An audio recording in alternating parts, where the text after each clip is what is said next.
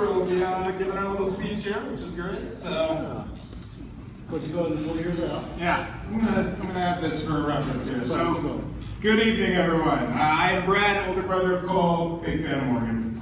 Good evening, everyone. I'm Matt, younger brother of Cole, and also a big fan of Morgan. We are, in many ways, the bread of this Etheridge Brothers sandwich. I mean, making Cole, what, the ham?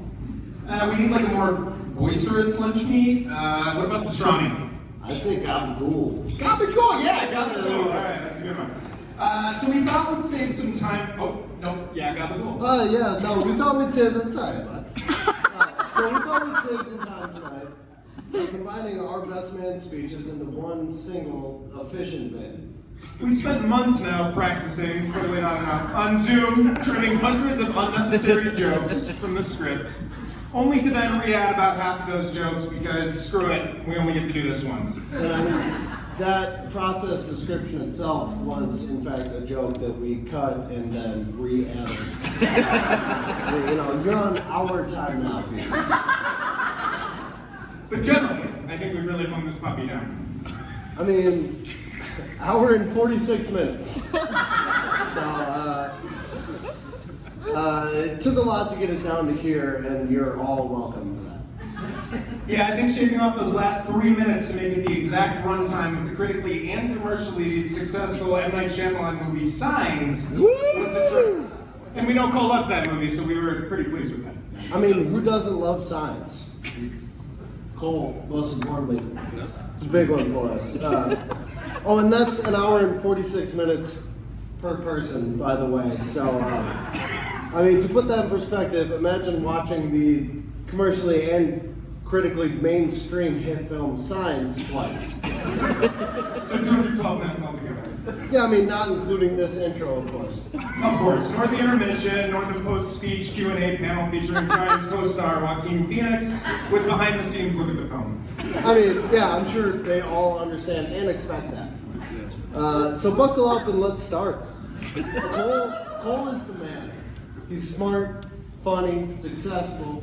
He smells good. He smells fucking good. And we're so very proud of him. And now he's married. Woo! He's a wonderful person. Just great work, Paul. You're killing it, man. We haven't been this proud of you since you had that sub 28-minute Super Mario 64 speed run. Yeah. You peaked there for sure, but like your stock's really rising now.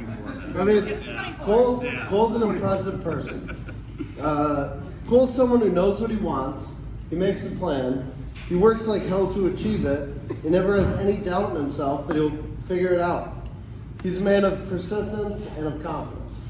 And notice how Matt did not say quiet confidence. Cole has loud confidence, which is part of his charm. And though that charm may sometimes make you want to, jack him in the face, you normally put up with it because usually he ends up being right and you look like an idiot if you ever doubt him. And as an example of this, we look backwards in time to when Cole was a talented and tall, annoyingly tall, tight end for his 8th grade football team. Now, as an important context, when Cole and I were but wee schoolboys, the older and considerably girthier tyrant, Brad,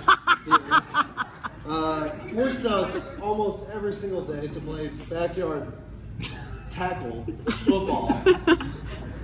Jesus. And crucially and rather brutally, dropped passes during those games resulted in stiff arm punches. I mean, it's more or less why I can't raise my arm much higher than my shoulder. But, so Cole, even later as a middle schooler, 8th grader, was well trained in how to execute under pressure, if not only to avoid potential bodily harm from Brad. Yet despite that, 8th grade Cole had a bad football game, dropping what was at least a couple touchdowns and certainly contributing to what ended up being a loss for his team. This happened. I saw it. Walking back to the car and with a high level of sensitivity for the boy, our dad looked at Cole and asked how he was doing, right? Without hesitation, Cole looked at my father and goes, Yeah, it's a shame. We need a new coach.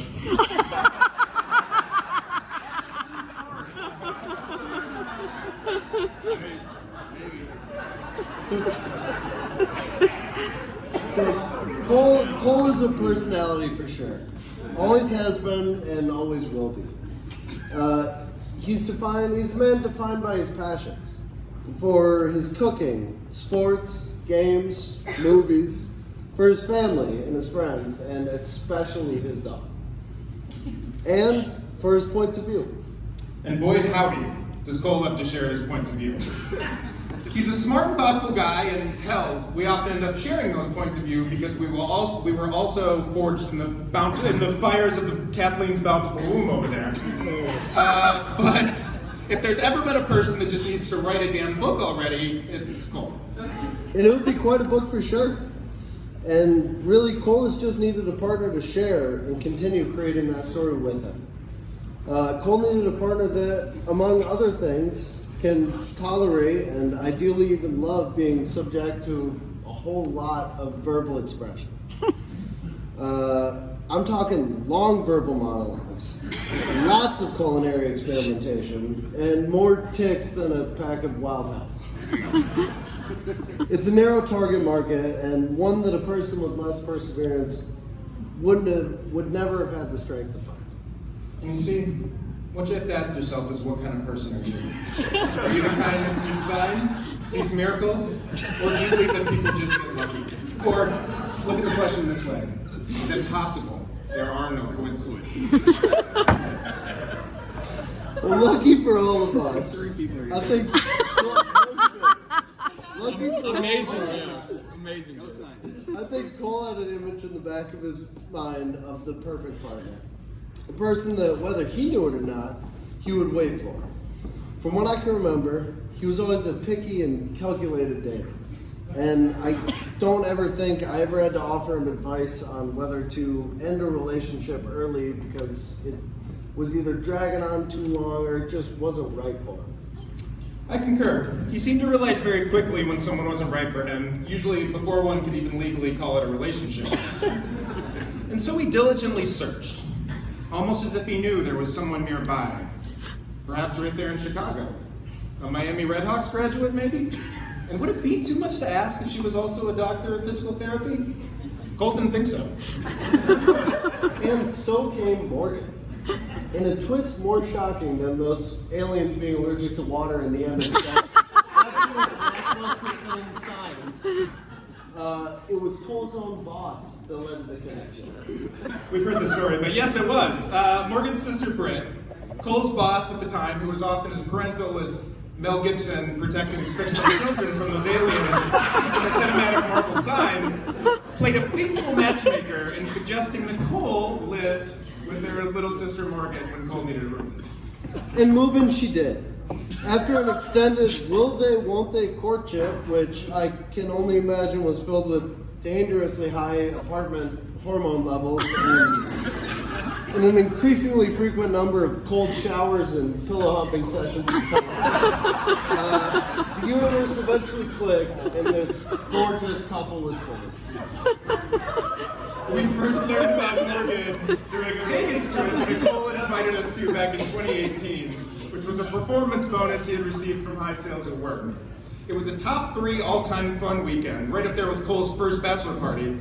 It included rooftop pool parties, Cole's incredible skill or luck at roulette, Taco Bell cantina, and a hotel room full of brotherly love. But one massive life update dominated the discussion, and that was Morgan. I vividly remember when Cole told me, for the first time, that he had feelings for her. It was right there on the floor at the Bellagio. We were in full gambling mode that night, but Cole just wouldn't stop talking about this Morgan character. I'm a bit bitter about it now, as Morgan has since taken my spot during those reward company vacations. It's kind of bullshit, but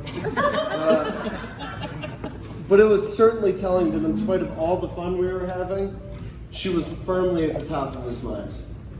And I don't know if she secretly planned this or not, but my goodness, did Morgan quickly endear herself to us. I mean, she sure did.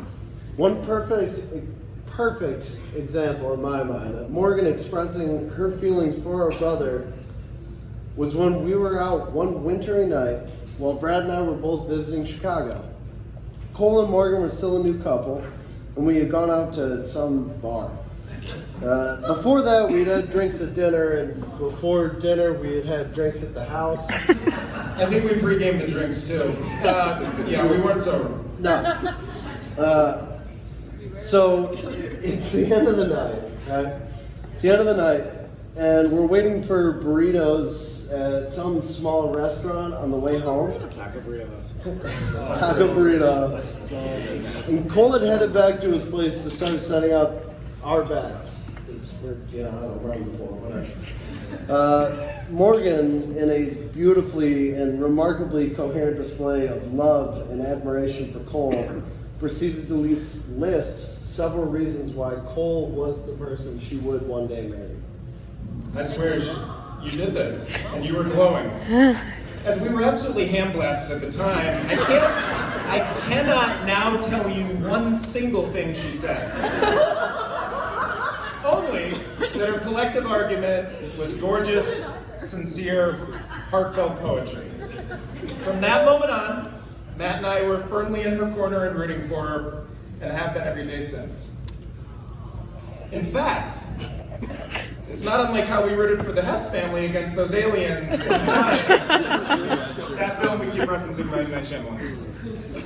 And so, with nothing but the deepest appreciation and thankfulness for a thoughtful, witty, singular brother, and our warm, delightfully quirky, funny, perfectly matched new sister, are we beyond excited to raise our glasses and toast to this gorgeous marriage. Swing away, Cole and Morgan!